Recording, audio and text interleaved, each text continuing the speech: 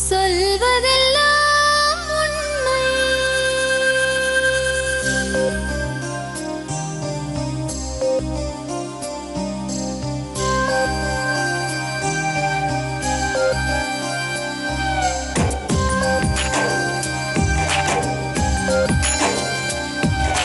நிழலாய் வழிந்தோடும் ஒரு விழியின் கதையில் மெலிதாய் ஒரு சோகம், அதை அறிவார் எவரோ.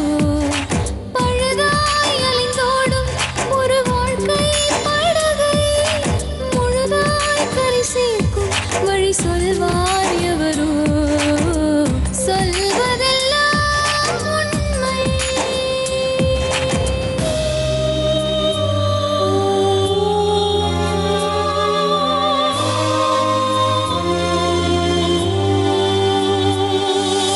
வீட்டில் 4 அறைகளா, தீவு போல் அவை இருப்பதா? பார்க்கும் பார்வையில் குறைகளா, குமுறல்தான் அவர் மொழிகளா? மோதிக் கொண்டது இரு இனம், நீதியை தேடி அலைந்திடும். பாதிப்பென்ன பலனென்ன, பேசினால் தெளிவாகலாம். முரண்களை நீக்கி வரங்களா, மாற்றலாம், நிலை மாறலாம் துளி அன்பிலே. சொல்வதெல்லாம் உண்மை உண்மை. சொல்வதெல்லாம் உண்மை.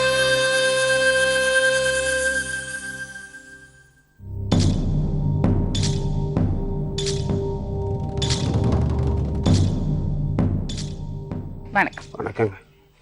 சொல்லுங்க. எங்கள் பொண்ணு பேர் ஜோதிலட்சுமி. எவ்வளோ பசங்கம்மா உங்களுக்கு? எனக்கு 2 பையன் ஒரு பொண்ணு. எங்களுக்கு சொந்த ஊர் திருச்சி. எங்களுக்கு நிரந்தர தொழில் கிடையாது. நாங்கள் ஒரு சின்ன பொட்டி கடை வச்சு தான் நடத்திக்கிட்டு இருக்கோம். நடத்திக்கிட்டு அந்த ஒரு பொண்ணையும் 2 பையனையும், ஒரு பையன் சரியாக படிக்கல, அதனால அவனை லூஸில் விட்டுட்டு அப்புறம் அவன் கட்டட கலைஞராக போயிட்டான். அதனால அவனுக்கு 23 வயசுலயே கல்யாணம் பண்ணி வச்சிட்டோம். அடுத்தடுத்து இவங்க படிப்பு வேலையெல்லாம் வந்துடும் அப்படின்னு சொல்லிட்டு பண்ணி நீங்க எந்த வச்சிட்டோம். பக்கம் உட்காருங்க. இப்போ அதுக்கு அடுத்து அப்படி எங்கள் பொண்ணு +2 இப்போ உள்ளூரில் 10th படிச்சிச்சு. அடுத்து வெளியில் வந்து சென்டென்ஸில் திருச்சிக்குள்ளே சிட்டிக்குள்ளே சென்டென்ஸில் +2 படிச்சிச்சு. +2 படித்தோன்னே கோழி கிராஸில் டிகிரி சேர்த்து விட்டோம். டிகிரி 6 மாதம் பண்ணுச்சு. 6 மாதம் பண்ண கையோட திருப்பி டிப்ளமா நர்சிங் சேர்க்கலான்னு ஏற்பாடு பண்ணினேன். ஜாயின் பண்ணி விட்டு 3.5 வருஷம் கோர்ஸ் முடிச்சிச்சு. படிக்க வச்சு படிப்பு முடிச்சுட்டு ஜூலையில் வந்துச்சு. ஜூலையில் வந்த கையோடய ஜூலை 15 20 வந்துச்சு. வந்தோடனே அந்த மாதமே ட்ரை பண்ணி இங்கேருந்து KMCHக்கு வேலைக்கு போச்சு, கோவை மெடிக்கலுக்கு. அங்கே இந்த பையனோட மாமா மகன் பக்கத்தில் வேலை செஞ்சுட்டு இருந்திருக்கிறான். இவனை அங்கே தான் ஒர்க் பண்ணி ஆமாம், லவ் ஆயிடுச்சு. இல்லை, லவ் மேட்டர் ஆகி கன்சீவ் ஆயிடுச்சு. 3 மாதம் 4 மாதம் கன்சீவ் ஆகிதான் எங்களுக்கு தெரியும். கன்சீவ் ஆனன்னு வந்து சொல்லவும் எங்களால் தட்ட முடியாத கொடுமைக்கு சரின்னு சொல்லிட்டு யாரு என்னன்னு தெரியாம எப்படிமா செஞ்சு வைக்கிறதுன்னு முதல்ல எங்க பையன் தான் எங்ககிட்ட சின்ன பையன் வந்து பேசுச்சு. பேசணுன்னு சரின்னு வேற வழி இல்லாம போன்லயே பேசிட்டு அது நேரம் அங்க இருந்து இங்க வந்துருச்சு. எங்க பையன் சொல்லிட்டான், நீ வீட்டுக்கு வராத, நீ நேரம் இங்க அவங்க இது வந்துரு அப்படின்னு சொன்னா அவங்க மாமனுங்களை வர சொல்லி எங்க பையன்கிட்டே பேசி அவங்க மாமாங்க வந்து என்ன வேலை பண்ணா? அந்த பையன் வந்து சாஃப்ட்வேர் இன்ஜினியரா. எங்களுக்கு அதெல்லாம் யாருன்னே தெரியாதுங்க, நாங்க பார்க்கவே இல்லைங்க. சொல்லவும் சரி நம்ம சின்ன பையன் சொல்றான்னு சொல்லி நம்பி செஞ்சு அவங்க மாமனுங்களும் வந்து முறையோட பொண்ணு கேட்டாங்க. நாங்க சொன்னோம் சரின்னு சொல்லிட்டு தட்ட முடியாதுக்கு 3 நாள்ல அங்க கல்யாணம் முடிச்சாங்க. நல்லா தாங்க இருந்தாங்க, நல்லா தான் இருக்காங்கன்னு நாங்களும் நம்பி இருந்தோம். அப்புறம் வளகாப்பு போட்டு விட்டோம். அவங்க மாமா வீட்லயே கொண்டு போய், அவங்க வீட்டுல வீட்டு வசதி பத்தலைன்னு அவங்க மாமா வீட்டுல வளகாப்பு போட்டு விட்டுட்டு போனோம். கூட்டிட்டு போறேன்னா பிள்ளைக்கு உடம்புல சத்து இல்லை, வேண்டாங்க நீங்க இங்க விட்டுட்டு போங்க, இவ்வளவு லாங்ல போகக்கூடாது, நாளைக்கு ஏதாச்சும் ஒண்ணுன்னா நீங்க தான் பதில் சொல்லணும். அப்படிங்கும்போது எங்க இருந்தாலும் நம்ம பொண்ணு நல்லா இருந்தா போதும்னு தான் நாங்க விட்டுட்டு போனோம். பண்ணி குழந்தையெல்லாம் நார்மல் டெலிவரி தாங்க. ஆத்தூர் ஹாஸ்பிட்டல்ல ஆம்பளை பையன் தான். சரின்னு சொல்லிட்டு விட்டுட்டு நல்லபடியா தாங்க போனேன். நல்லா தான் இருந்தாங்க. என்ன நடந்துச்சுன்னு தெரியலங்க இடையில. அப்புறம் ஒரு வருஷம் கழிச்சு எங்க பொண்ணு வந்து 10 நாள் இருந்துச்சுங்க. 10 நாள்லயும் பக்கத்து ரூம்ல இருந்து 11 மணிக்கு மேல போன கையில எடுத்துச்சுன்னா அழுவ தாங்க முடியாது. அழுவ தாங்க முடியாது. புருஷன்கிட்ட பேசுறது, என்னம்மா ஏமா அப்படி அழுகுற, என்னம்மான்னு கேட்டா ஒன்றும் நல்ல பதில் சொல்லாது. எங்க கிட்ட ஒன்றும் இல்லம்மானே மறைச்சிருச்சு. அப்புறம் சரின்னு உடனே அவங்க அப்பாட்ட பக்கத்தே ஜவுளி கவுளியெல்லாம் எடுத்து எல்லாம் ரெடி பண்ணி நைட்டே அனுப்பிச்சு விட்டாங்க. அனுப்பிச்சு விட்டோன்னா அவங்க அப்பா கூட்டிட்டு வந்துட்டு என்னால எந்திரிக்க முடியல, படுத்த படுக்கையா தான் இருந்தேன். அதோட அனுப்பிச்சு விட்டுட்டேன். என்னால வர முடியல அப்படின்னு எல்லாம் நான் சொன்னேங்க. பிரச்சனை இருந்ததா? பிரச்சனை ஆனா எங்களுக்கு தெரியாமே நடந்திருக்கு. எதுவுமே சொல்ல விடாம அந்த பொண்ணை மிரட்டி வச்சிருக்கிறாங்க. சரி, பொண்ணு போனா அதுக்கப்புறம் என்ன நடந்தது? அதுக்கப்புறம் எங்க பொண்ணு போனதுக்கு அப்புறம் இப்போ உங்க பொண்ணு உங்களோட இருக்காளா இல்ல அவங்க புருஷனோட இருக்காளா? பொண்ணு இறந்து போச்சுங்க.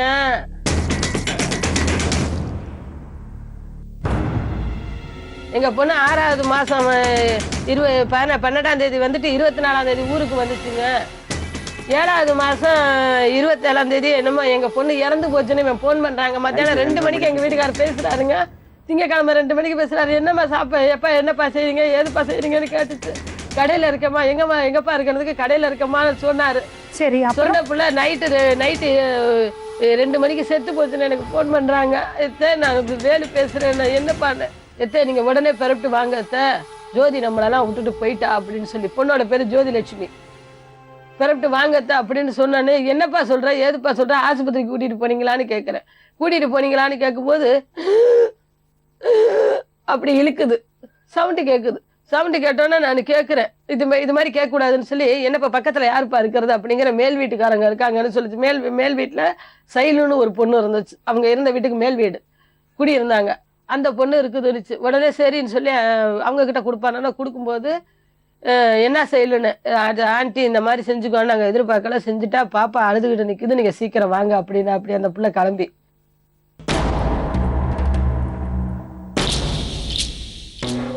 உங்க பேரு? என்னோட நேம் வேல்முருகன் மேடம். வேல்முருகன். வேல்முருகன், உங்க மனைவி இறந்த அன்னைக்கு நடந்தது என்னது கொஞ்சம் விவரமா சொல்லுங்களேன். ஆக்சுவலாக மனைவி இறந்ததுக்கு முன்னாடி மனைவி இருந்து 31ஆம் தேதி, ஐ மீன் 30ஆம் தேதி நைட்டு மேடம். எந்த மந்த்? ஜூலை 37 12 மணிக்கு மேலே சூசைட் பண்ணியிருக்காங்க. அன்னைக்கு என்ன நடந்தது கொஞ்சம் விவரமா சொல்லுங்க. அன்னைக்கு ஆக்சுவலாக 29ஆம் தேதி நைட்டு வரைக்கும் நாங்கள் சந்தோஷமாக இருந்தோம். 29ஆம் தேதி நைட்டு வந்துட்டு நான் ஆஃபீஸ் விட்டு வந்த பிறகு வந்து 2 பேரும் வந்து கேஷுவலாக பேசிகிட்டு இருந்தோம். ஆக்சுவலாக என்னோட தங்கச்சியோட எனக்கு வந்து சிஸ்டர் இருக்காங்க. அவங்களுக்கு மேரேஜ் ஆகிட்டு ஸோ அவங்களோட மேரேஜ் லைஃப் வந்து அவங்க டைவர்ஸ் லைஃப்பில் வந்து இருக்கிறாங்க. எங்கள் வீட்லேயே வந்து இருக்காங்க. அவங்களோட குழந்தை பிறந்ததுலேருந்து எங்கள் வீட்லேயே தனியாக இருக்காங்க. ஸோ நார்மலாக வந்து என்னோட சிஸ்டரோட இன்சிடென்ட்டை வந்து நான் அதிகம் நான் ஒய்ஃப்கிட்ட ஷேர் பண்ணிக்க மாட்டேன். ஒரு சில விஷயங்கள் சொல்லாதனால வந்து அதை வந்து ரிலேஷன் மூலிமா அவங்களுக்கு தெரிய வரும்போது வந்து அவங்கள்ட்ட என்கிட்ட கோபமாக கேட்டாங்க. எதனால் ஏன் வந்து என்னகிட்ட மறைச்சிங்க, ஏன் சொல்லலைன்னு. நீ அதை பற்றி எதுவும் இது பண்ண வேணாம், அது நான் பார்த்துக்கிறேன், நம்ம இது லைஃப்க்கு அது இது பண்ண வேணாம், அது என்ன நடக்குங்கிறது நான் பார்த்துக்கிறேன், நீ இது பண்ண வேணாம் அப்படின்னு. அப்போ வந்து நீங்கள் என்னை பிரித்து பார்க்குறீங்களா அப்படிங்கிற மாதிரி வந்து அவங்க கோவப்பட்டாங்க. நான் ஆக்சுவலாக அந்த இதில் சின்ன பிரச்சனையாக ஸ்டார்ட் ஆனது தான். இப்போ 2 பேர்த்துக்கும் வந்து நான் ஒன்று சொல்ல அவங்க ஒன்று சொல்ல ஒரு நார்மல் வாக்குவாதம். அந்த நைட்டு வந்து யூஸ்வலாக 2 பேரும் பேசிக்கல, 2 பேரும் படுத்துட்டோம். ஸோ மறுநாள் வந்து 13th அந்த எப்பவுமே நார்மலாக வந்து சண்டை போட்டோம் அப்படின்னா பேசிடுவோம் ஒருத்தர். மறுநாள் வந்து 2 பேருமே பேசிக்கல. ஒரு சின்ன சண்டை வந்தால் தான் அது ஒரு சின்ன ஈகோவாங்கனால 2 பேரும் பேசிக்கல. ஸோ 10th வந்து காலையில் நான் ஆஃபீஸ் போயிட்டேன்.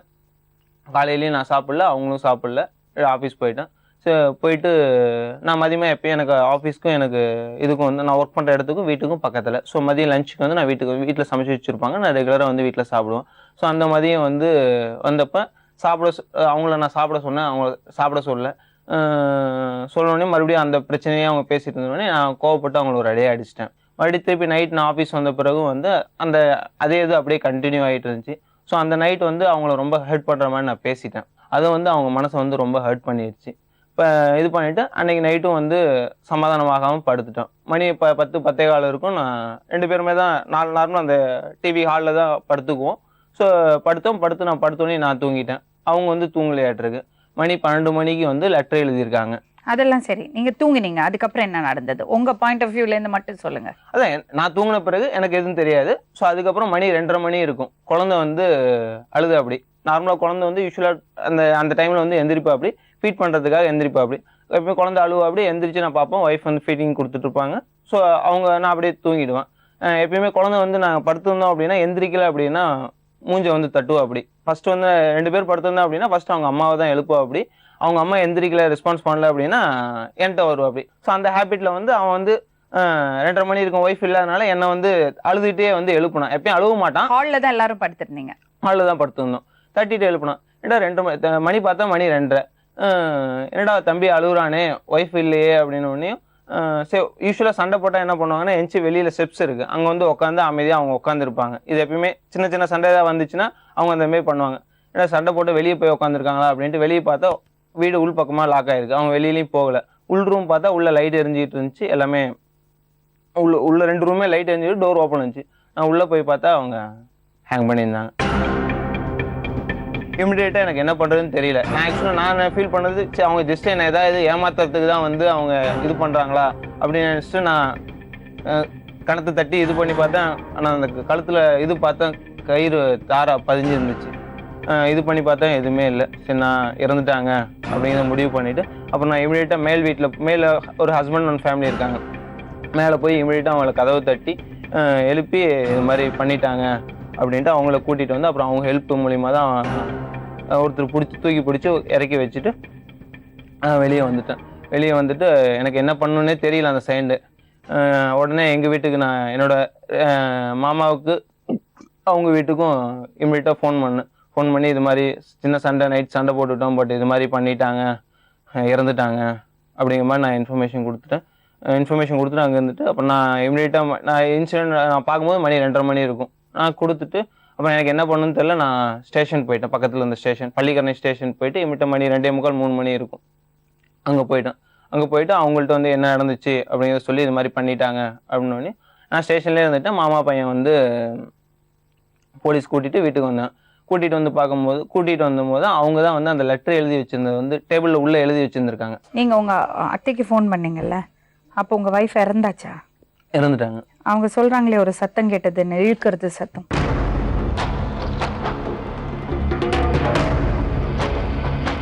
அன்னைக்கு நைட்டு இவர் கூப்பிட்டார்ல உங்களை, அன்னைக்கு என்னம்மா நடந்தது? ஃபோன் பண்ணி என்ன சொன்னாங்க? அன்னைக்கு வந்து 2 மணி இருக்கும், 2:20 கூப்பிடும்போது நான் வேலு பேசுகிறேன்னு சொன்னா. அப்படி என்னங்கப்பா சொல்லுங்கப்பான்னு கேட்டோன்னே இந்த மாதிரி ஜோதி இறந்து போய் நம்மளாம் விட்டுட்டு போயிட்டா, சீக்கிரமாக கிளம்பி வாங்கன்னு. அப்படி என்னப்பா சொல்கிறீங்க, என்ன சொல்கிறீங்க, எனக்கு ஒன்றும் புரியலையே, தெளிவாக சொல்லுங்கள், ஆஸ்பத்திரி கூட்டிகிட்டு போனீங்களா அப்படின்னு கேட்டேன். இல்லத்த எல்லாம் முடிஞ்சு போச்சுன்னு. அப்படி முடிஞ்சு போச்சுன்னு சொல்லும்போது எனக்கு சவுண்டு கேட்டுச்சு. கேட்டோடனே நான் பக்கத்தில் என்ன சவுண்டு கேட்டது? இழுக்கிற மாதிரி அப்படின்னு சவுண்டு கேட்டுச்சு. கேட்டோடனே நான் உடனே யாருப்பா பக்கத்தில் இருக்கிறாங்கன்னு கேட்டோன்னே மேல் வீட்டுக்கார பொண்ணு இருக்குதுன்னு சொன்னா. அப்படி இப்போ இந்த பையன்கிட்ட மேல் வீட்டுக்கார பொண்ணு நம்பர் இருக்குது. அந்த பொண்ணோட பேர் சைலு. அந்த பொண்ணை கூப்பிட்டு விசாரிச்சிங்கன்னா மீதி தெரியும். எங்ககிட்ட அந்த பொண்ணோட நம்பர் கிடையாது. பக்கத்தில் இருக்கிறவங்க நாங்கள் போய் விசாரிக்கும் போது இப்போ வந்திருக்கிறீங்களே, நேற்று முந்தானத்தை இப்போ ஞாயிற்றுக்கிழமை வெள்ளி சனி ஞாயிறில் வந்திருந்தா பிள்ளைய காப்பாற்றிருக்கலாமேன்னு சொன்னாங்க. 5 மாதமாகவே இங்கே கரைச்சல் தாங்க. இந்த பையனுக்கு வெளியில் ரொம்ப வரவு செலவெல்லாம் இருக்குது. நீங்கள் 5 மாதமாக வராமல் இருந்தது உங்களுடையது, நீங்கள் ஏன் வராமல் இருந்தீங்க? நாங்கள் எங்கள் பொண்ணை அவங்க வசப்படுத்திட்டாங்க, எங்களால் வர முடியலங்க, அது கொஞ்சம் கோவத்தில் நாங்கள் இருந்தோங்கன்னு இது தாங்க சொன்னோம். வரவு செல்வனா வேற தொடர்புகள் இருக்குது சொல்கிறேன். ஆமாம். ஆனால் வந்து என் பொண்ணு எங்ககிட்ட ஃபோன் பண்ணி முன்னையெல்லாம் அந்த மாதிரி சொல்லலை. இப்போ ஒரு 5 மாதத்து அளவில் நாங்கள் 100% அந்த சவுண்டு வந்தது உங்களுக்கு தெரியுமா? சத்தியமாக ப்ராமிஸாக அந்த சவுண்டு வந்து கேட்டீங்களா என்ன சத்தம்னு கேட்டேன். அதுக்கு என்ன சொன்னாங்க? கேட்கும்போது சத்தம்னு கேட்கல, என்னப்பா பக்கத்தில் யார் இருக்கிறாங்கன்னு கேட்டேன். சத்தம்னு கேட்கக்கூடாதுன்னு சொல்லி பக்கத்தில் யார் இருக்கிறாங்கன்னு கேட்டேன். திருப்பி ஃபோன் பண்ணதே வந்து மாமனார் செல்லுக்கு தான் பண்ண வேணாம். என்கிட்ட பேசுனது மாமனார், இவங்க என்கிட்ட பேச கிடையாது. பட் நான் பேசும்போது நான் வீட்டுக்கு வெளியில் என்னோட ஸ்டெப்ஸில் உட்காந்து பேசினேன். நான் பேசும்போது மேல் வீட்டில் பக்கத்து வீட்டில் எல்லாரும் என் முன்னாடி இருக்காங்க.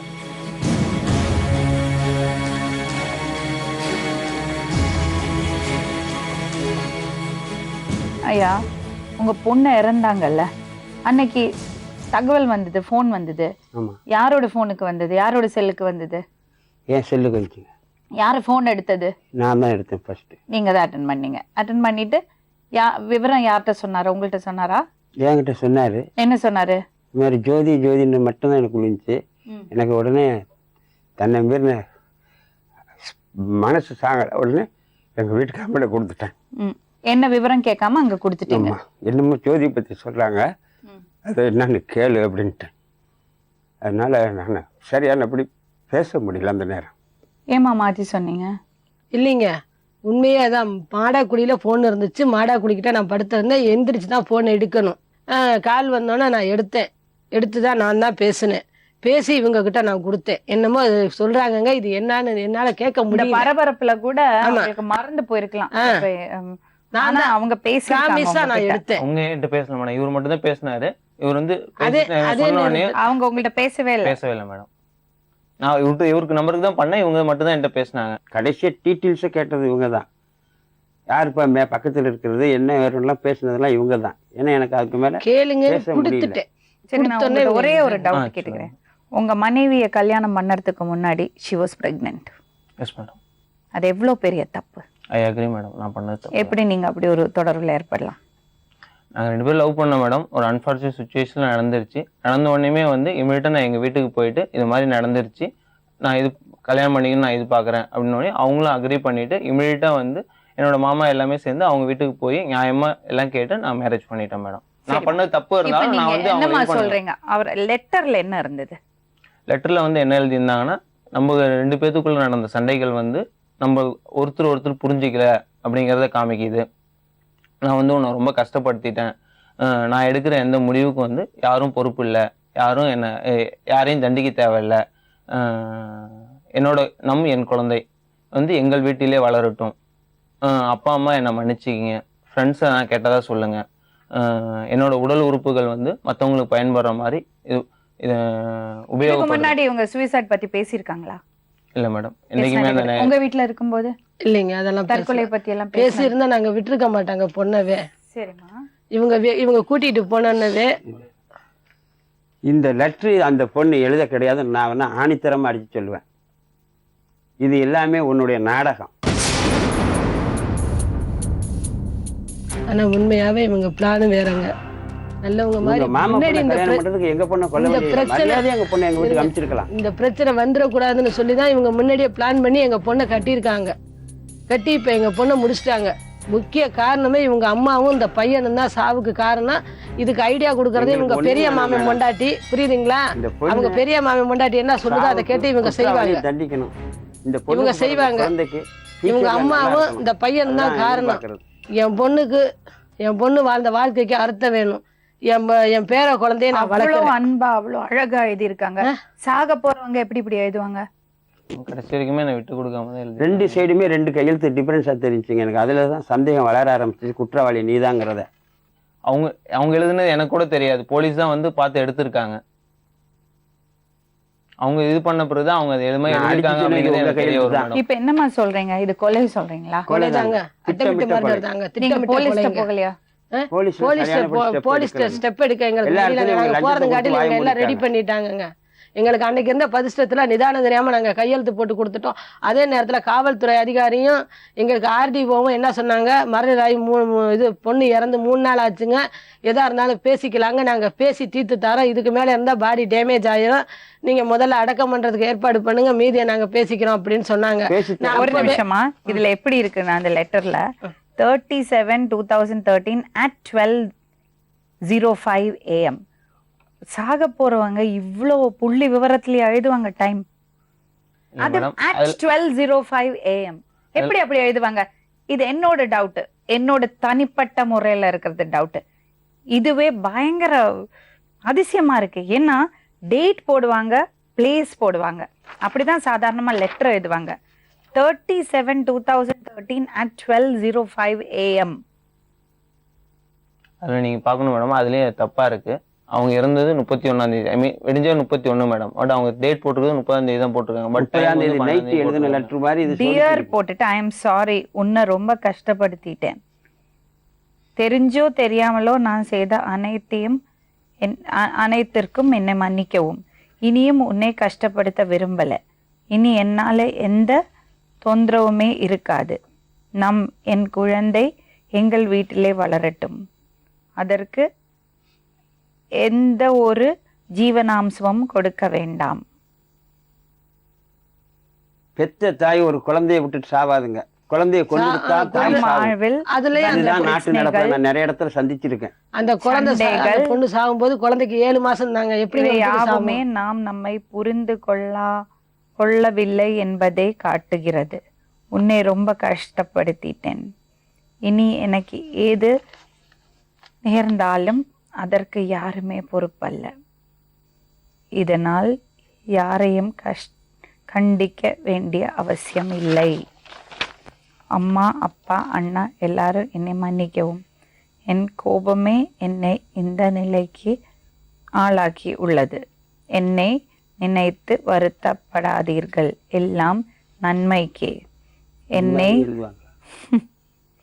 மறந்து அவங்க என்ன மகிழ்ச்சியோடு சவுதிக்கா வாழ போறாங்க? என்ன நன்மைக்கு நான் போய் நான் சொல்றேன்னு சொல்ல. உன்னை இனி எந்த முறையிலும் தொந்தரவு செய்ய மாட்டேன். என் ஃப்ரெண்ட்ஸ் எல்லாரையும் கேட்டதாக சொல்லுங்கள். இதாங்க. என் உடல் பிறருக்கு பயன்பட வேண்டும். எனவே என் உடலில் இருந்து எந்த பாகத்தை எடுத்து மற்ற ஏழைகளுக்கு உதவுமாறு கேட்டுக்கொள்கிறேன். வேல்முருகா, ஐ லவ் யூடா. I love you so much. Yes ஜோதிக்கு.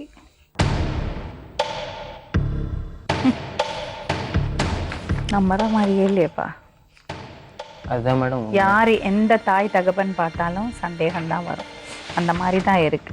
அவங்க உங்களை என்ன தொந்தரவு இது பண்ணாங்க? எங்க பொண்ணு எழுதின லெட்டருங்க. இன்னொன்னுங்க இந்த லெட்டர் கையெழுத்துக்கு அந்த கையெழுத்துக்கு நல்லா வித்தியாசம் வாழ்ந்துட்டு இருந்தேன் மேடம். இன்னைக்கு நைட்டு அந்த சண்டை தான் வந்து அவங்கள நான் அந்த வார்த்தைகள் நான் பேசினால தான் அவங்களால தாங்கிக்க முடியல. அதனால தான் வந்து அதுக்காக இப்படி எல்லாமா எழுதுவாங்க? அவங்க என்ன கடைசி வரைக்குமே அவங்க என்ன, நான் அவங்கள லவ் பண்ணதை விட அவங்க என்ன லவ் பண்ணது தான் அதிகம் மேடம். ஒரு சாதாரண ஆளா இதை பார்க்கும்போது எனக்கு சந்தேகம்தான் வருது. ஏன்னா இதுல இருக்கிறத மேட்டர் ஏத்துக்கிற மாதிரி இல்லை. ஒரு சாக போறவங்க எழுதுற மாதிரி உள்ள லெட்டரே கிடையாது இது. நான் உன்னை அவர் சொன்ன காரணங்கள் வேற ஏதாவது விஷயத்துக்காக சண்டை போட்டிருந்தாங்கன்னா இதை நான் ஒத்துக்கிறேன். அவங்களுக்கு அடிக்கடி கோவம் வரும், எல்லாத்தையும் போட்டு உடைப்பாங்க, அது பண்ணுவாங்க, இது பண்ணுவாங்க, அப்பப்ப சண்டை வரும் எல்லாம் சொன்னா அது அர்த்தம் இருக்கு. அது ஒண்ணுமே கிடையாது. இவர் என்ன சொல்றார், என்ன எழுதியிருக்காங்க, நான் உன்னை ரொம்ப தொந்தரவு பண்ணிட்டேன், நான் உன்னை ரொம்ப தொந்தரவு பண்ணிட்டேன். இவங்களுக்குள்ள வந்து சண்டைக்கு காரணமே அவங்க தங்கச்சியை வச்சுதான். அதுதான் அவரே சொல்றாரு. சரிங்களா? அப்படி இருக்கும்போது அவர் சொல்றது காரணத்துக்கும் இதுக்கும் சம்பந்தமே இல்லை. செகண்ட் திங், ஒரு அவங்க இந்த 37/2013 at 12:05 AM இது பயங்கர சந்தேகம் வருது. படபடான்னு எழுதி வச்சுட்டு ஏதோ பண்ணியிருந்தாங்கன்னு அர்த்தம். அது வந்து நம்புற மாதிரி இருக்கும். இது பிளான் பண்ணி ஒரு ரெக்கார்டு பண்ணறதுக்காக, ஒரு ப்ரூஃப் உண்டாக்குறதுக்காக எழுதின மாதிரி தான், சாட்சியங்கள் உண்டாக்குறதுக்காக பண்ண மாதிரி தான் இருக்கு. மேடம், செஞ்ச கொலையை மறைக்கிறதுக்கு செஞ்ச நாடக லெட்டர் அது. அப்படிதான் இருக்கு, பார்த்தா அப்படிதான் எனக்கு தெரியுது. ரெண்டாவது எங்க பொண்ணு, நீங்க சொல்றதுக்கும் நீங்க சொன்ன காரணத்துக்கும் இதுக்கும் சம்பந்தமே இல்லையப்பா. இது அவங்க எழுதுன லெட்டர் தான். அந்த பொண்ணு எழுதவே இல்லைங்க. அதுலயே அந்த பொண்ணு சூசைடுக்கு போற அளவுக்கு கோல பொண்ணு இல்லைங்க. அது வந்து டிப்ளமா ஸ்டாப் நர்ஸ், ஜிஹெச்ல எவ்வளவு விஷயங்களை பாப்பாங்க. அது ஓடி ஸ்டாப்ங்க. அது அவங்க எடுத்த முடிவுக்கு வந்து இன்னைக்கு வேணும்னாலும் அவங்க என் மேல வச்சிருந்த அதிக அன்பு மேடம். அது எப்படி அதுக்காக எப்படி அன்பு இருக்கிறவங்க எப்படிங்க மேடம் சூசைட் பண்ணிக்குவாங்க? சண்டைகள் வரும் மேடம். எந்த சின்ன சண்டை வந்தாலும் நானும் எங்க வீட்டுல சொன்னது கிடையாது, அவங்களும் அவங்க வீட்டுல சொன்னது கிடையாது. பட் சின்ன சின்ன சண்டைகள் வந்து அவங்கள அந்த, அதாவது ஆஃப்டர் மேரேஜுக்கு அப்புறம் வந்து அவங்க மத்தியானம் அடிச்சீங்கல்ல நீங்க அவங்கள, அதுக்கப்புறம் எத்தனை வாட்டி உங்களை கூப்பிட்டாங்க? கூப்பிடல மேடம். போன்ல கூப்பிடவே இல்லை, நீங்களும் கூப்பிடல? நானும் கூப்பிடல மேடம். 5 மாசம் இல்ல 5 மாசமா சண்டை நடந்திருக்குது. 5 மாசமா சண்டையிலே வாய் பிரச்சனை தான் நடந்திருக்குது. அன்னைக்கு 3 நாள் அவங்க நடந்த சண்டை. எதுக்கு சண்டை வந்திருக்கான் எனக்கு தெரியாதுங்க. பக்கத்துல இருந்தவங்க சொன்னாங்க. நாங்க இறந்ததுக்கு வந்திருந்தோம்ல, 2 பேரும் சண்டை போட்டுக்குவாங்க, பேசிக்குவாங்க, சின்ன சின்ன சண்டை வரும், சின்ன சின்ன சண்டை வரும். ஆனா இன்னைக்கு வந்து செவ்வாய்க்கிழமை அன்னைக்கு தான் இந்த பையன் அடிச்சு போட்டு போயிட்டா அப்படின்னு மேரேஜ் பண்ண வரைக்கும் உண்மையா இருந்துட்டாங்க. அதுக்கப்புறம் தாய் மாமா மகளை கட்டணுங்கிற எண்ணம் வந்துருச்சு. இப்ப எங்க பொண்ணு வந்து எங்க கிட்ட பணம் கேட்டுச்சு. அது உங்களுக்கு எங்க பொண்ணு வந்து பணம் கேட்டுச்சு, நகை கேட்டுச்சு. இந்த மாமா பொண்ணை கட்ட போறாருன்னு யாரு சொன்னது உங்ககிட்ட? எங்க பொண்ணே சொல்லி. என்ன சொன்னாங்க? எனக்கு முன்னால அவங்க மாமா பொண்ணை கட்டுறதாக பிளான் போட்டிருந்தாங்க. இப்ப நான் கன்சீவ் ஆனதுனால இப்ப என்ன கல்யாணம் பண்ணிக்கிட்டாங்கன்னு சொல்லிட்டு அவர் 2வது கல்யாணம் பண்ண விருப்பப்பட்டாலும் நான் கையெழுத்து போட்டு கொடுத்துட்டு நான் வந்துருவேன். இங்க கல்யாணம் பண்ணலைங்கிறது கல்யாணம் பண்ணிட்டேன், குழந்தை பெக்கலங்கிறது குழந்தை பெத்துட்டேன்னு எம்மன்னு சொல்லிச்சு எங்க கிட்ட. நாங்க சொன்ன கையெழுத்து போறது அப்புறம் பேசிக்கலாமா, நீ வந்து சேருமா போதும் அப்படின்னு நாங்க சொன்னோம். இல்ல உனக்கு வர முடியாட்டி போன் பண்ணுமா, நான் அப்பா வர சொல்றேன், அண்ணன் வர சொல்றேன். என்ன பண்றாங்க அவங்க? அவங்க இப்ப காலேஜ் படிக்கிறாங்க மேடம். 30 பவுனோட பொண்ணு கட்டுறதுக்கு அவர் ரெடியா இருக்கிறாருங்க. இது கிடையாது மேடம், எங்களுக்கு அவங்கள கட்டணுங்கிற எண்ணம் அதெல்லாம் இல்லைங்க மேடம். சரி, இன்னொரு விஷயம் கேக்குறேன் நான். இப்போ என்ன பிரச்சனை? இப்ப குழந்தை யார்கிட்ட இருக்கு? இப்ப குழந்தை எங்க கிட்ட இருக்குதுங்க மேடம். இவங்க போன் பண்ணி இந்த பையன் ஒரு ட்ரிப் பேசும்போது நான் கேட்டேன், என்னப்பா நல்லா இருக்கீங்களா அப்படின்னு கேட்டேன். என்னப்பா உங்க அக்கா இருக்காங்களான்னு கேட்டேன். இவங்க மாமன் முண்டாட்டி பெரியவங்க இருக்கிறாங்கன்னு சொன்னா. அப்படி பேசுறீங்களா, இந்த அக்கா வந்துட்டாங்க பேசுங்கன்னு கொடுத்தா. அப்படி கொடுக்கும்போது அந்த அம்மா எடுத்தோன்னே கேட்டுச்சு, நல்லா இருக்கீங்களான்னு கேட்கல, போனது போனாலே இந்த பிள்ளைக்கு ஏதாச்சும் ஒன்று செஞ்சுட்டு போனாலான்னு கேட்டால் அந்த பிள்ளைக்கு என்ன செய்யலாம் மேடம், நீங்களே சொல்லுங்க. நீங்களும் ஒரு ஃபேமிலியில் இருக்கிறீங்க, என்ன செய்யலாம் அந்த பிள்ளைக்கு? சொத்தை எழுதி வச்சுட்டு போக முடியுமா? இல்லை அந்த பிள்ளைக்கு போட்டிருக்க நகையை கட்டி கொடுத்துட்டு போனால் பத்திரமா வச்சுக்குமா? சொல்லுங்க. அந்த ஒரு வார்த்தை கேட்டோன்னே எனக்கு நெருப்பள்ளி போட்ட மாதிரி இருந்துச்சு என் நெஞ்சில். விட்டா நம்ம பேர பிள்ளைங்க கொண்டுருவாங்க போல இருக்குங்கிறது ஊச்சிட்டமா என் மனசில் விழுந்துருச்சு. விழுந்தோடனே அன்னைக்கு செத்த அன்னைக்கே நாங்கள் என் பிள்ளைய நான் பேர பிள்ளைய விட மாட்டேன், என் பிள்ளை ஞாபகத்துக்கு நான் என் பேர பிள்ளைய வளர்த்துக்கிறேன். அதுவாக விவரம் தெரிஞ்சு அவங்க அம்மா அப்பா அவங்க அப்பாட்ட போறேன்னா போகட்டும், இல்லாட்டி எங்களோடவே இருக்கட்டும். அது வரைக்கும் அதுக்கு ஆகிற செலவு அவங்க தான் ஒத்துக்கணும். அப்போ நாங்கள் வந்து ஓடி ஆடி 10 ரூபா சம்பாதிக்க முடியாது. நாங்கள் இங்கே இந்த பிள்ளைய வச்சுக்கிட்டு உட்காந்துருக்கிறேன். இந்த பிள்ளைக்கு அவரை செலவை இவர் ஏற்றுக்கணும்னு நான் சொல்லி தாங்க கூட்டிகிட்டு போனேன். ஆர்டி ஆஃபீஸர் சொன்னார், நாங்கள் இப்போதைக்கு கையெழுத்து போட மாட்டோங்க, எங்கள் வக்கீல் வரட்டும் நான் கையெழுத்து போடுறேன்னு சொன்னாங்க. அவர் சொன்னார், ஏம்மா 3 நாள் ஆச்சு உங்கள் வக்கீல் வரமாட்டார், நீங்கள் கையெழுத்து போடுங்கம்மான்னு சொன்னார். போடுங்கம்மான்னு சொல்ல வந்தால் எதா இருந்தாலும் பேசி நான் தானேன்னு போலீஸுக்காரரும் ஆர்டி ஆஃபீஸரும் சொல்ல வந்தால் நான் கையெழுத்து போட்டேங்க. போட்டு கொடுத்தோம். பிரேதம் எரிஞ்சு வெளியில வந்தோடனே போலீஸுக்காரர் கொண்டு வந்து இவங்க பெரிய மாமா கிட்ட 2000 பணம் கொடுக்குறாருங்க கையில. இந்த மிச்ச பணம் கையில வச்சுக்கன்னு. என்ன எவ்வளவு செலவாச்சுங்கிறதுக்கு இது 45,000 கொடுத்தீங்க, 47,000 கொடுத்தீங்க, 45,000 செலவாயிருச்சு, 2,000 மிச்சம்னு கொடுக்குறாரு, நீங்க வச்சுக்கங்கிறதுக்கு இந்த பாவப்பட்ட காசு எனக்கு வேண்டான்னு சொல்லிட்டு கையில கொடுத்துட்டு இந்த பையன் கிட்ட சொல்ற, அப்படி இந்த பையனை விட்டுறாரு, இந்த பையனுக்கு உண்டான செலவை நீ ஏத்துக்கணும் செய்யணும், நீ இந்த பையனை மட்டும் இந்த பையனுக்கு உதவி செய்யாம இருந்தீங்கன்னா உன்னை நான் சும்மா விட மாட்டேன். இந்த போலீஸ் 47,000 ரூபாய் கொடுத்தீங்க. அதுல இருந்து எங்களுக்கு வந்து எந்த விதமான இன்ஃபர்மேஷனும் இன்னும் கிடைக்கலங்க. நாங்க லெட்டர் மேல லெட்டர் அனுப்பிச்சுட்டு தாங்க இருக்கோம். அமௌண்ட் யாருக்கும் கொடுக்க கிடையாது மேடம்.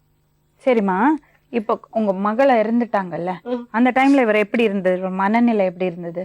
எங்க திட்டமிட்டு கொலை செஞ்சுட்டு இப்படியே இருந்தாரு. நான் கரெக்டா ஃபாலோ பண்ணிட்டே இருந்தேன். ஸ்ட்ரெச்சர்ல வச்சு உள்ள சூளைக்குள்ள தள்ளவனே ஒரு கையை பிடிச்சு தொட போட்டாரு. நான் அப்பவே போன் பண்ணி கேக்குறேன், என்னையா இந்த மாதிரி ஒரு சைஸா நின்னு வாடி இருக்கிற வரைக்கும் இப்படி நின்னு வாடி எடுத்து முடிஞ்ச உடனே இப்படி கையை தூக்கி நெட்டி எடுக்கிறே, அப்ப நீ நடத்துறதுனால எங்களுக்கு தெரியல. இந்த பையன் பேசி எங்க பையனையே இவங்க பக்கம் திசை திருப்பி வச்சிருக்காங்க. வெளியே தெரியாம எங்க பையனுங்களை நாங்க வளர்த்த எங்க பிள்ளைங்களை இப்ப எங்க பையனையே இவங்க பக்கம் திசை திருப்பி வச்சிருக்காங்க. எங்க சின்ன பையனையே எது சொன்னாலும் நம்ம இவங்க பத்தி சொன்னா நம்ம அளவுக்கு பண்ணிருக்காங்க. விலை போயிட்டாங்க. இதுதான் உண்மை. ஆனா இந்த மர்டர்ல இவங்க அம்மாவுக்கு, இந்த பையனுக்கு, இவங்க சின்ன மாமனுக்கு, இவங்க பெரிய மாமன் பொண்டாட்டிக்கு சம்பந்தம் இருக்குது. இவங்க பெரிய மாமன் பொண்டாட்டி தான் இவங்களுக்கு பூரா ஐடியா கொடுக்கறது. நான் 20 நாளா இருந்து அந்த அம்மாவை பார்த்துட்டேன். இல்ல மேடம், எப்படி கேட்டா வரும்? ஆடுற மாட்டு ஆடி. ரெண்டாவது இவங்க நகை வாங்க உட்கார வச்சு கட்டலாம். இவங்க நகை வாங்க போகும்போது அவர் சொல்லி இருக்கிறாரு, இவங்க பெரிய மாமா இந்த சாட்சிக்கு ஆள் இருக்குது, எங்க தம்பி மகளை பேசி வச்சிருந்தோம் கல்யாணத்துக்கு, உங்க பொண்ணு இந்த மாதிரி இருக்கவும் தான் நாங்க கல்யாணம் பண்ணி வச்சோம் அப்படின்னு சொல்லி இருக்கிறாரு. அப்ப எங்க பொண்ணு இந்த மாதிரி இருக்குது, கல்யாணம் பண்ணாம போனா பிரச்சனை வந்துரும்னு சொல்லி இவங்க பண்ணி இருக்கிறாங்க. இப்ப பண்ணி திட்டமிட்டு முடிச்சிட்டாங்க. முடிச்சுட்டு இப்ப 2வது கல்யாணம் பண்ண ஏற்பாடு பண்ணிட்டாங்க. நாங்க விசாரிச்சாலும் எங்க அப்பா வெளியில சொல்லியிருக்காரு, இந்த 3 மாசத்துல எங்க பையனுக்கு கல்யாணம் பண்ண போறோம். அவங்க உங்க மேல ஒரு குற்றச்சாட்டு வைக்கிறாங்க. அது வந்து அவங்க சொல்றது எல்லாமே போய் மேடம். அதெல்லாம் நடந்துருச்சு. இப்ப வந்து என் பேர குழந்தைக்கு இவர் பையன் தாங்கிற வாரிசு சர்டிபிகேட் என் குழந்தைக்கு வேணும், என் பேர பிள்ளைக்கு. அந்த பையனுக்கு லைஃப் செட்டில்மெண்ட் வேணும். ஏன்னா நாங்க இன்னைக்கு இருக்கிறோம், எங்களால முடிஞ்ச அளவு காப்பாற்றலாம். அது இது பேசுறீங்க, லைஃப் செட்டில்மெண்ட் வாரிசு சர்டிபிகேட் பத்தி பேசுறீங்க. இருப்பா, அவங்கள பொறுத்த வரைக்கும் என்னட்டு வந்து பெருசா அமௌண்ட் வாங்கணும் அப்படிங்கிறது அதெல்லாம் எங்களுக்கு கிடையாது. அவங்களுக்கு அந்த எண்ணம் எல்லாம் கிடையாது. இது வரைக்கும் நாங்க கை நீட்டி பொண்ணு இறந்துருச்சு அந்த வருத்தமோ இல்ல வந்து அந்த குழந்தையோட லைஃப் எப்படி கொண்டு போலாம் அப்படிங்கிற எண்ணமும் அவங்களுக்கு கிடையாது மேடம். அவங்களுக்கு எய்ம் வந்து பணம். அதுக்காக தான் அவங்க எவ்வளவு தூரம் பண்ணிட்டு இருக்காங்க மேடம். இப்போ அவங்க கேட்கறது வாரிசு சர்டிபிகேட்டும் அது வாங்கிக்கலாம் மேடம். அப்புறம் பையனுக்கு சேஃப்டி பண்ணணும். Yes madam. அது நீங்க பண்ணறதுக்கு ரெடியா? நான் பண்றேன் மேடம். குழந்தை வந்து என் குழந்தை மேடம். அவன் லைஃப் வந்து அவனுக்கு அம்மா இல்லை அப்படிங்கிற ஒரு குறையை தவிர மற்ற எல்லாமே நான் பண்ணணும்னு நான் எதிர்பார்க்குறேன் மேடம். பட் இவங்க இடத்துல அவங்க இருந்தா அப்படின்னா கண்டிப்பா அவனோட லைஃப் வந்து எப்படி இருக்கும் அப்படிங்கிறது எனக்கு தெரியல மேடம். எங்க இருக்கணும் அப்போ? ஐ மீன் எங்கன்னா என்னோட பார்வையில் அவன் இருக்கணும் மேடம். என்னோட பார்வையில் அப்படின்னா அவங்க வீட்லயும் இருக்கட்டும், எங்க வீட்டுக்கும் அவன் வரணும் மேடம். 24 அவங்க வீட்டுல 1 மாசம் தானே, எங்க வீட்டுல 1 மாசம் இருக்கட்டும். இல்ல நான் வந்து அடிக்கடி போய் பார்க்கணும், அவனுக்கு தேவையானது எல்லாமே நான் பண்றேன் மேடம். எங்களோட கண்காணிப்புல அவங்க வந்து சொல்றது வந்து என் குழந்தைய வந்து யாரும் எடுத்துட்டு போக கூடாது, யார் வேணா வந்து பார்க்கலாம், வந்து ஏன்னா யாரும் வந்து எடுத்துட்டு போக கூடாது அப்படின்னா அவசர புத்தியில அந்த பொண்ணு எவ்வளவு பெரிய பிரச்சனை. உங்களை நாங்க குழந்தைக்கு நம்பி இருந்தா எவ்வளவு தான் எல்லாத்தையும் எடுத்துட்டு போகணும்னு சொல்லலாம். உங்களை நான் நம்பாத காரணம் தான் எடுத்துட்டு 24 போக வயசு மாட்டேன். குழந்தை பிள்ளைய என்னோட குழந்தை எரிச்சு மேடம். சாம்பல் அவன் life பார்க்க ஆக்குனவங்க வேண்டியது இந்த என்னோட பிள்ளைய பொறுப்பு. நம்பி எப்படிங்க கொடுக்க முடியும்? அவங்க மாமா கொண்டாடி தான் இன்ஃபர்மேஷன் கொடுத்துட்டாங்களே எங்களுக்கு, இந்த பிள்ளைக்கு ஒண்ணு செய்யாம போயிட்டாலேங்கும் போது அப்ப என்னங்க மேடம் செய்யறது? இவங்க எப்படி வச்சு அந்த குழந்தைய வளர்ப்பாங்க? நாளைக்கு இந்த பிள்ளைதான் பிரச்சனைன்னு அந்த பிள்ளையும் கொல்றதுக்கு இவங்க அஞ்ச மாட்டாங்க. திட்டமிட்டு இப்ப 28 பொண்ணை 25 வயசு பொண்ணை கொன்னதுக்கு 1 வயசு பாலகனை கொல்றதுக்கு எவ்வளவு நேரம் ஆகும்? 2 நாளைக்கு குளிர் காய்ச்சல விட்டா தானாவே இந்த செத்து அளவுக்கு போயிடும். கொடூரமானவங்களாம் நான் இல்லை மேடம். அப்படியா? கொடூரமா எங்க ஃபேமிலி அந்த மாதிரி இல்லையா? ஃபேமிலி கிடையாது madam. இப்படி விசாரிச்சா வராது. இந்த பாருங்க அவர் குழந்தைய பத்தி பேசும்போது ரொம்ப பாசமா சந்தோஷமா சிரிச்சு அதெல்லாம் நாடகம் மேடம். அதெல்லாம் நாடகம். எங்க பொண்ணை நாங்கெல்லாம் பத்தி குழந்தைய பேசும்போது பெற்றோம். சிரிச்சுதான் பேசுறா. நாங்கெல்லாம் கண்ணுக்குட்டியை பத்தி வச்சிருக்கோம். நீங்க புரியுதுங்களா? மட்டும் குழந்தைய பத்தீங்க. அப்படி ஒரு பாசம் இருந்திருந்தா அந்த புள்ள அந்த நிலைமைக்கு வந்திருக்காதுங்க மேடம். கேஸ விசாரிக்க சொல்லணுமா ஆமா இல்ல உங்களுக்கு லைஃப் செட்டில்மெண்ட் வேணுமா? இல்லைங்க, எங்களுக்கு வந்து குற்றவாளியை கண்டிப்பா தண்டிச்சே ஆகணும். கண்டிச்சே அவனும் குழந்தைக்கு லைஃப் வாரிசு செட்டில்மெண்ட் certificate. இல்லாட்டும் நாங்க எங்க வீட்டை வித்து கூட அந்த பிள்ளைய நாங்க வளர்த்துருவோம். என்ன ஆனா உண்மையான வாரிசு எங்க குழந்தை certificate வேணும். வாழ்ந்த வாழ்க்கைக்கு அர்த்தம் வேணும். உங்க மனைவி இறந்ததுக்கு அப்புறம் இவங்க இப்படிதான் உங்கள்ட்ட பேசிட்டு இருக்காங்களா இல்ல நல்லபடியா பேசியிருக்காங்களா? மனைவி இறந்ததுக்கு பிறகு அவங்க எனக்கு கால் பண்றது இல்லை மேடம். நான் தான் வந்து குழந்தை அவங்க எடுத்துட்டு போனதுனால மொதல் 1 மாசம் நான் டெய்லியும் கால் பண்ணுவேன் மேடம். டெய்லியும் கால் பண்ணி பேசுவேன், டெய்லியும் பேசுவாங்க. பட் நான் என்னதான் பேசினாலும் அவங்க என்கிட்ட நார்மலாக பேச மாட்டாங்க மேடம்.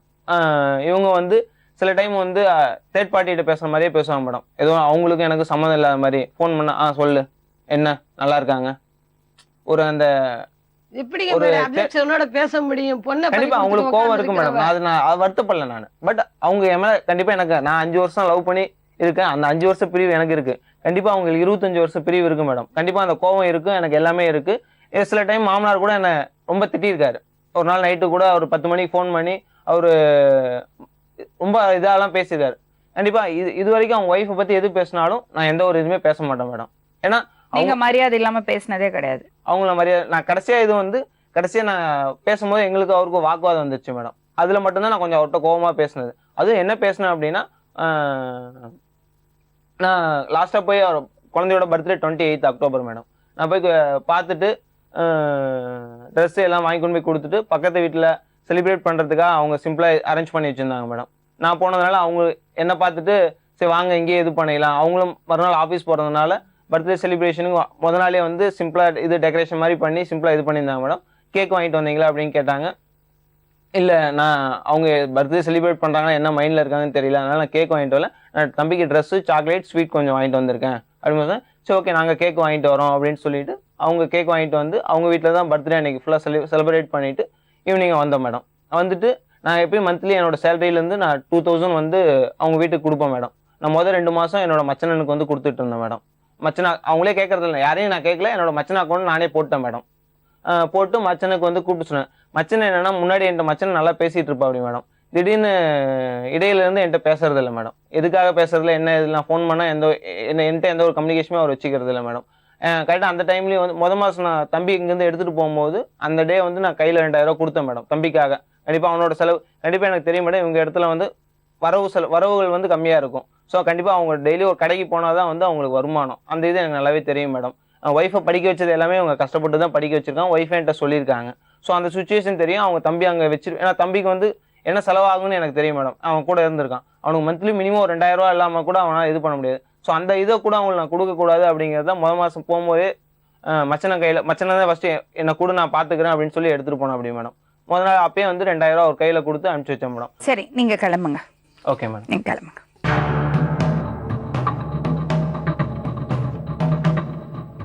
ஐயா அது பாருங்க, நான் வேணுன்ட்டு தான் அந்த பையனை துருவி கேட்டேன்.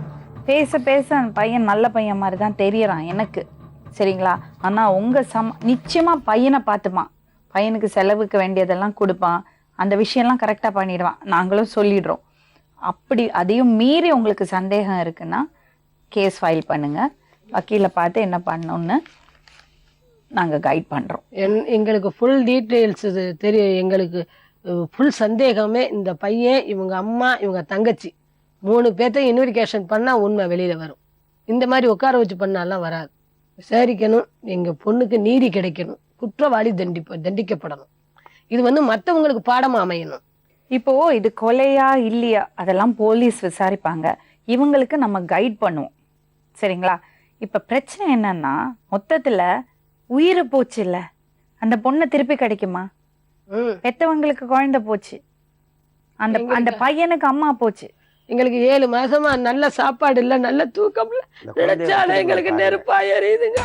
ராத்திரி பிடிச்சி நான் இங்க வந்ததுல இருந்து படபடன்னு அடிக்கடி எனக்கு ஜுரம் வருதுங்க. இங்க போன் பண்ணும்போது கூட சார்கிட்ட கேட்டேன், எனக்கு உடம்பு சரியில்லைங்க சார், 2 நாள் டைம் கொடுங்க நான் வரேன்னு சொன்னேன். இல்லம்மா இன்னைக்கே அந்த பையனை வர சொன்னது பெரும்பாடா போச்சு, நீங்க சங்கர் கிட்ட கொடுங்க பேசுறேன்னு சங்கர் பேசுறாரு. ஒரு சூசைட் வரைக்கும் போயிருக்கான்னா அந்த பொண்ணு போகவே இல்லைங்க. அண்டர்ஸ்டாண்டிங் இல்லாம தானே நல்லா படிச்சு நர்ஸ் வேலை பார்க்கறது பொண்ணு எப்படி அப்படி ஒரு முட்டாள்தனமான வேலை பண்ணுவான்? எப்படி அப்படி ஒரு கோழத்தனமான வேலை பண்ணுவான்? அந்த அளவுக்கு அவளுக்கு மன அழுத்தம் இருந்திருக்குன்னா அது சூசைடாவே இருந்திருக்கட்டுமே. அந்த அளவுக்கு மன அழுத்தம் வந்திருக்குன்னா அதுக்கு காரணம் என்ன? அப்படியேன்னா அவங்களுக்குள்ள பிரச்சனை. அவர் சொல்ற மாதிரி தங்கச்சி விஷயமே கிடையாது. Chances are very very less. அவர் எழுதி இருக்கிறது விஷயம், இந்த லெட்டர்ல இருக்கிறது விஷயமும் அவர் சொல்றது விஷயமும் சம்பந்தமே இல்லாம இருக்கு. அதை வெளிப்படையா சொல்லறதுக்கு அவர் பயப்படுறாரு. இல்ல இறந்து போன மனைவியை பத்தி பேசக்கூடாதுன்னு அவர் வந்து டெலிபரேட்டா சொல்லாம இருக்காரான்னு எனக்கு தெரியல. இப்ப அந்த பையன் போடுறதே வேஷம் தாங்க. பக்கத்துல இருக்கிறவங்க சொல்றாங்க, எங்க பக்கத்து வீட்டுக்காரங்க, உங்க பொண்ணு அந்த மாதிரி பொண்ணு இல்லைங்க, எந்த விதத்துலயும் உங்க பொண்ணை குறை சொல்ல முடியாதுங்க, ஆனா 5 மாசமாவே இங்க டார்ச்சருங்க அப்படின்னு. அவங்க அம்மா எப்ப பார்த்தாலும் பவுனும் பணத்தை பத்தி தான் பேசிக்கிட்டே இருக்கும்.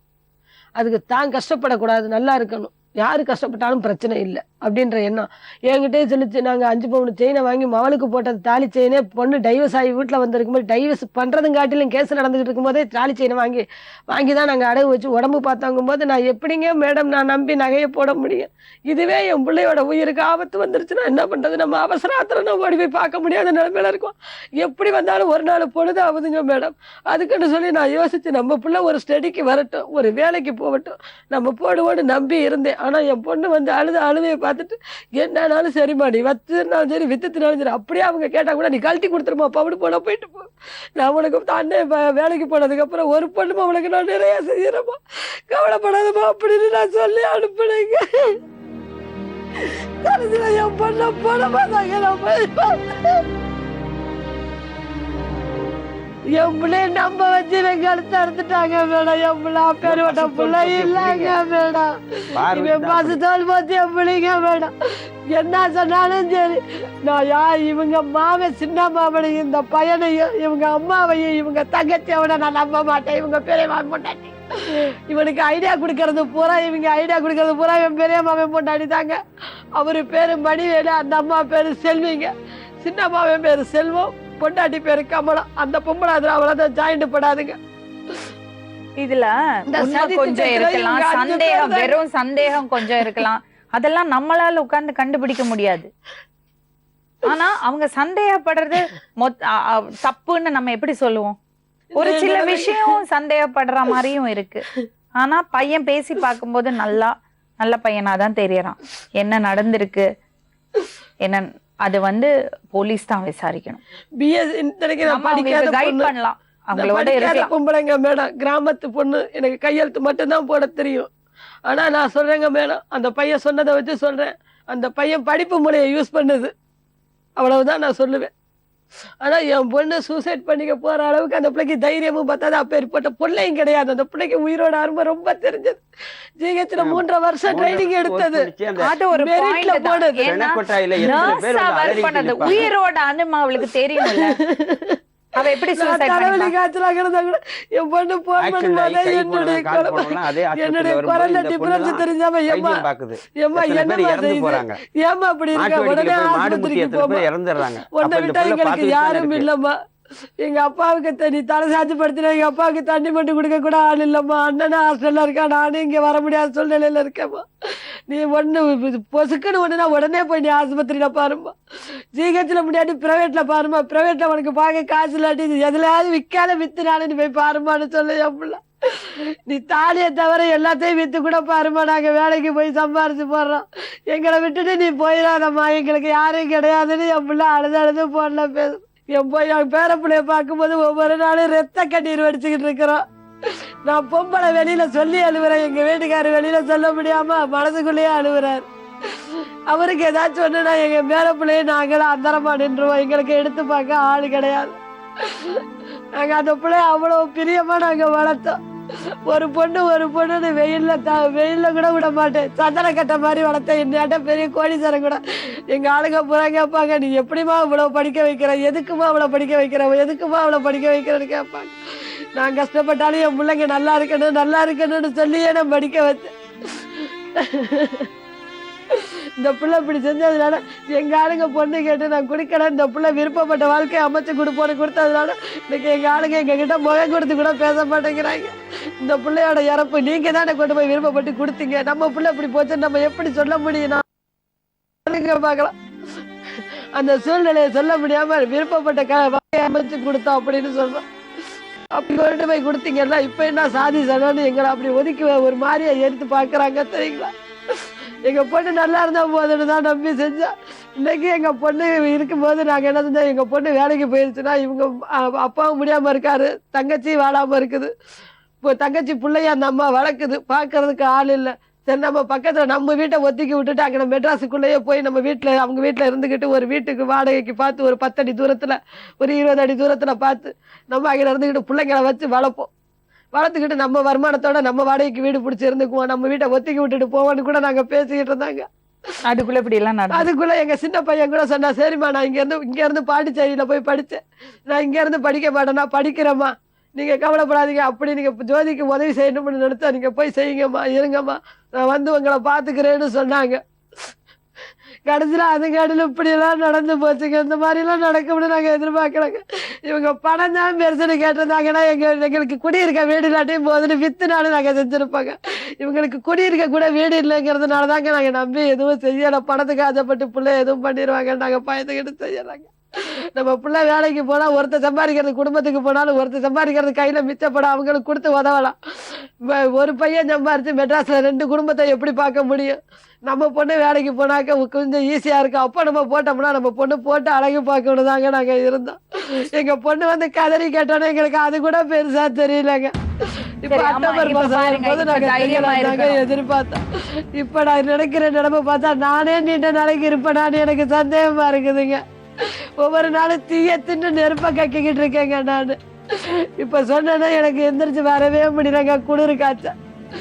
இந்த அம்மா மெஸ்ல வாங்கி 4 இட்லி என்னால சாப்பிட முடியலங்க, வாமிட்டு பண்ணிட்டு போனேங்க நான். காலையில அந்த 4 இட்லி சாப்பிட்டு காவல்துறை வந்து இந்த விஷயத்துல என்ன பண்ணணுமோ உடனடியா பண்ணணும். இது எங்களோட தாழ்மையான வேண்டுகோள். இவங்களுக்கு என்னென்ன ஹெல்ப் பண்ண முடியுமோ, என்னென்ன கைட் பண்ண முடியுமோ அது வந்து நிச்சயமா நம்ம பண்ணுவோம். நம்ம குழு பண்ணுவோம், நம்ம நேர்கள் பண்ணுவோம்.